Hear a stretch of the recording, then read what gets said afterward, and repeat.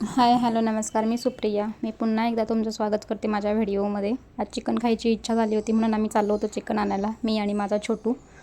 घरी कोण नसतं त्यामुळे त्याला सगळीकडे घेऊनच फिरायला लागतं. चिकनच्या दुकानात तो चिकन घेतलं, घरी आलो, चिकन साफ वगैरे केलं, नंतर कुकरला लावलं एक शिट्टी देण्यासाठी. एक शिट्टी दिली की चिकन जरा शिजतं म्हणून इकडे चपातीचं पीठ मळून ठेवलं होतं, दूध वगैरे तापत ठेवलं होतं, चहा बनवला होता. नंतर म्हटलं आपल्याला पेस्ट पाहिजे म्हणून पेस्ट बनवून घेतली होती. 2 टोमॅटो आणि 1 कांदा आणि थोडेसे आल्याचे तुकडे टाकायचे आणि कोथिंबीर टाकायची. पेस्ट करायची होती त्यामुळे मोठे मोठे तुकडे करून टाकले तरी काही हरकत नाही. पेस्ट चिकनमध्ये ही पेस्ट खूप छान लागते त्यामुळे मी आवर्जून बनवते. आणि म्हणजे अशा पद्धतीने केलेलं चिकन आमच्या घरी खूप आवडतं, कारण माझ्या माहेरी पण असंच बनवायचे त्यामुळे मला तीच सवय लागली. अदरवाईज मला दुसऱ्या कुठल्या पद्धतीचं चिकन बनवलेलं आवडत नाही आणि मी बनवतही नाही. ही अशी पेस्ट तयार करून घ्यायची.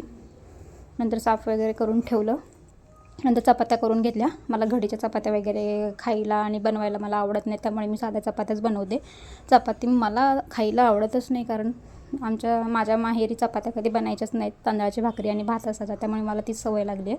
त्यामुळे चिकन असेल तरच फक्त स्वतःसाठी 2 चपात्या बनवते, नाहीतर मोठा मुलगा स्कूलमध्ये जातो त्याच्यासाठी सकाळी 2 चपात्या आणि मिस्टरांसाठी 4 चपात्या एवढ्याच असतात घरी. माझ्यासाठी पर्सनली मी नाही बनवत चपाती कारण मला आवडतच नाही खायला. तर मग चपात्या वगैरे बनवून झाल्याच्यानंतर चिकन पण शिजलं होतं आपल्या इथे, मग काढून घेतलं आणि वेगवेगळं केलं, बोनचं आणि बोनलेसचं.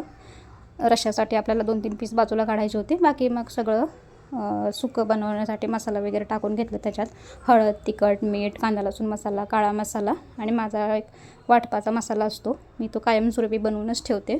10-15 दिवसासाठी एकदम बनवून ठेवते, तो टाकते. नंतर आपली पेस्ट वगैरे टाकायची, त्याच्यात मिक्स करून घ्यायचं. दोन्ही बाजूला कढई ठेवली होती आणि तवा ठेवला होता, गॅस रिकामा होता म्हणून दोन्ही बाजूला करून घेतलं. त्याच्यानंतर सेम रस्सा बनवण्यासाठी पण आपल्याला सेम मसाले वापरायचे आहेत. पेस्ट बनवली होती ती, माझा गोडा मसाला होता तो.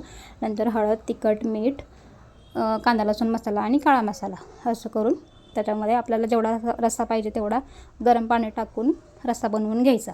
त्याच्यानंतर मी इकडे तव्यात तेल तापत ठेवलं होतं, मग तव्यात सुकं बनवायचं होतं आणि ते बनवून घेतल्याच्यानंतर इकडे तवा गरम झाला, भांडी वगैरे घासून घेतली. मग नंतर भांडी घासून झाली.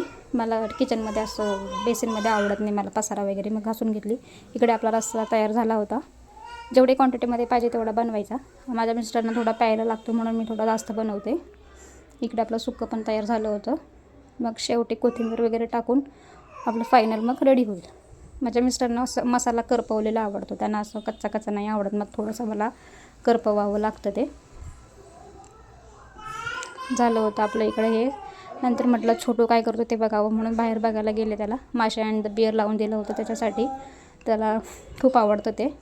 गुणी खूप आहे माझं बाळ. ते बसलेलं शांत म्हणून मला सगळं करता येतं. इकडं कोथिंबीर वगैरे कापून घेतली, रश्श्यामध्ये टाकली थोडी आणि मग सुक्यामध्ये पण टाकून द्यायची थोडीशी. कोथिंबीर टाकली की खूप छान लागतं, टेस्ट वेगळी येते जरा कोथिंबीर टाकली की. इकडं तयार झालं होतं आपलं. चला, तुम्हाला पण पाहिजे असेल अशी रेसिपी तर मला मेसेज करा, मी नक्की सांगेन तुम्हाला. भेटूया पुढच्या व्हिडिओमध्ये. माझ्या चॅनलला सबस्क्राईब करा, व्हिडिओला लाईक करा. चला.